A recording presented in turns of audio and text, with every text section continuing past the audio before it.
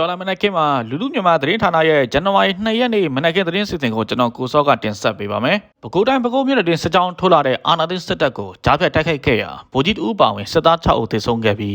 9ဦးကိုအရှင်ဖမ်းဆီးနိုင်ခဲ့တယ်လို့ပဲခူးတိုင်းစစ်ဌာနဘက်ကအတည်ပြုပြောကြားလိုက်ပါတယ်။ပြီးခဲ့တဲ့2025ဒီဇင်ဘာ28ရက်နေ့မှာအာဏာသိမ်းစစ်တပ်ကတရားဝင်တူအောင်ရွေးကောက်ပွဲကိုပြုလုပ်ဖို့ကြိုးပမ်းနေချိန်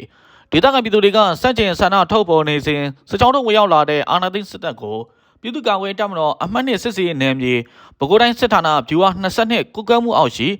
အမှတ်3931တပ်ရင်းတပ်ခွဲ3ရဲဘော်တွေကကြားဖြတ်တိုက်ခိုက်ခဲ့တာဖြစ်ပါတယ်။အဲဒီတိုက်ခိုက်မှုတွင်အာဏာသိမ်းစစ်တပ်ဘက်ကဗိုလ်ကြီးတဦးအရာခံဗိုလ်တဦးစေးဗိုလ်တဦးနဲ့တပ်သား3ဦးသေဆုံးခဲ့ပြီးစစ်ကြောင်းပြင်းထန်ထိခိုက်ခဲ့ကပြန်လည်ဆုတ်ခွာထွက်ပြေးသွားတယ်လို့ပဲခူးတိုင်းစစ်ဌာနတာဝန်ရှိသူတွေကပြောပါတယ်။တပ်ပြည်စစ်သား9ဦးအရှင်ဖမ်းဆီးနိုင်ခဲ့ပြီးလက်နက်ငယ်12လက်ခဲယမ်းတွေလက်ပစ်ပုံစကားပြောစက်တွေနဲ့အခြားစစ်သုံးပစ္စည်းတွေကိုလည်းတင်စီရရှိခဲ့တယ်လို့ဆိုပါတယ်။ပဲခူးတိုင်းစစ်ဌာနတာဝန်ရှိသူတို့ကတော့ဖမ်းဆီးရမိထားတဲ့စစ်တုံးပန်း9ဦးထက်က2ဦးဟာဒဏ်ရာရရှိထားတဲ့အတွက်စစ်ကူတာပေးထားပြီးလူသားချင်းစာနာမှုအရကောင်းမွန်စွာစောင့်ရှောက်ထားကြောင်းလိုအပ်တဲ့စစ်ဆေးမှုတွေကိုဆက်လက်ဆောင်ရွက်သွားမယ်လို့ဖြေဆိုထားပါတယ်